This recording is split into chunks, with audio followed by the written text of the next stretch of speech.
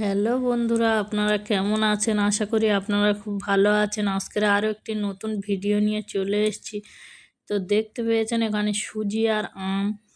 তো আজকের একটি মজাদার কেক বানাবো, আম দিয়ে টোস্ট কেক বানাবো। তো দেখুন এখানে আমি 1 প্যাকেট সুজি নিয়ে নিয়েছি আর এখানে একটু দুধ দিয়ে দিয়েছি, লিকুইড দুধ দিয়ে আমি ভালো করে একটু নাড়িয়ে নিয়েছি। নিয়ে আমি সুজিটাকে আমি মিক্সচারে একটু পেস্ট বানিয়ে নিয়েছি, হাফের বেশি, আর কিছুটা আমি গোটা রেখে দিয়েছিলাম। আর আমটাও পেস্ট করে নেব। তো দেখুন আমটা পেস্ট করে নিয়েছি, নিয়ে আমি সুজির সঙ্গে দিয়ে দিচ্ছি।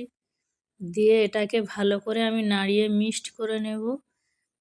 আর ওই কাপেতে আমি চিনি নিয়ে নেব। চিনি নিয়ে আমি মিক্সচারে একটু মিক্সড করে নিয়েছি দেখুন, নিয়ে এখানে দিয়ে দিচ্ছি।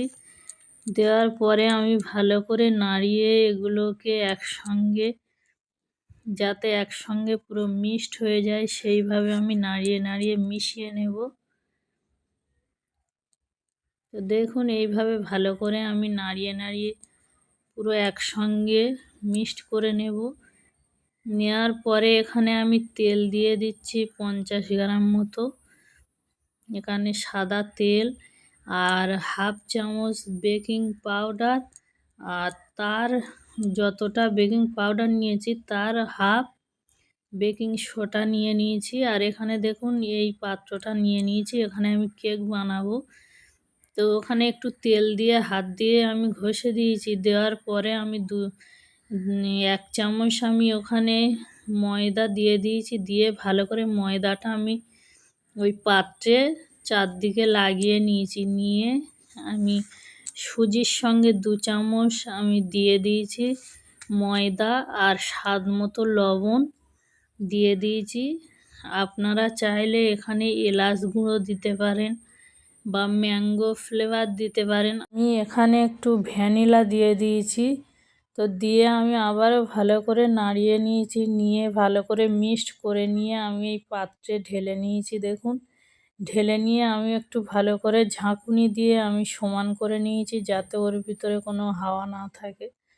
তো আমি এইভাবে সাজিয়ে নিয়ে এর উপর থেকে আমি একটু কাজু বাদাম দিয়ে দিয়েছি। দেওয়ার পরে দেখুন এখানে একটি কড়া বসিয়ে দিয়েছি। দিয়ে তার উপরে একটি স্ট্যান্ড দিয়ে আমি বাটিটা বসিয়ে দিয়েছি। 10 মিনিট আমি জোরে জাল করে নেব, তারপরে আমি আস্তে দেব। দেওয়ার পরে দেখুন আমার কেকটা রেডি হয়ে গিয়েছে। তো আমি একটি কাঠি দিয়ে দেখলাম যে ভিতরে কোনো কাঁচা নেই। তো দেখুন আমি ঠান্ডা করে নিয়ে ঢেলে নিয়েছি। নিয়ে আমি পিস পিস করে কেটে নেব এগুলো। পিস পিস করে কাটার পরে আমি এগুলো তেলে ভেজে নেব। আপনারা কে কোথা থেকে ভিডিওটা দেখছেন অবশ্যই কমেন্টে জানাবেন। আর আমার ভিডিওটা কেমন লাগে আপনারা সেটাও জানাবেন। আর ভিডিওটা যদি ভালো লেগে থাকে তাহলে সাবস্ক্রাইব করে দেবেন আর শেয়ার করে দেবেন। তো দেখুন আমার এগুলো কাটা হয়ে গিয়েছে, কতটা সফট দেখেই বুঝতে পারছেন। তো আমি এগুলো তেলের উপরে দিয়ে আমি ভেজে নেব।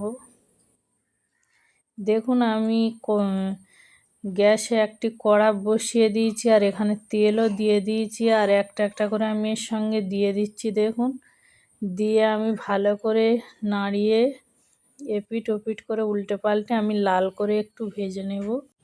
দেখুন আমি উল্টে দিয়েছি, আর এইভাবে আমি উল্টে আমি লাল করে ভেজে তুলে নেব। দেখুন আমার ভাজা হয়ে গিয়েছে। তো এগুলো আমি তুলে নেব আর আবারও দিয়ে দিচ্ছি দেখুন এখানে। এটাকেও আমি ওই রকমভাবে উল্টে পাল্টে আমি লাল করে ভেজে নেব।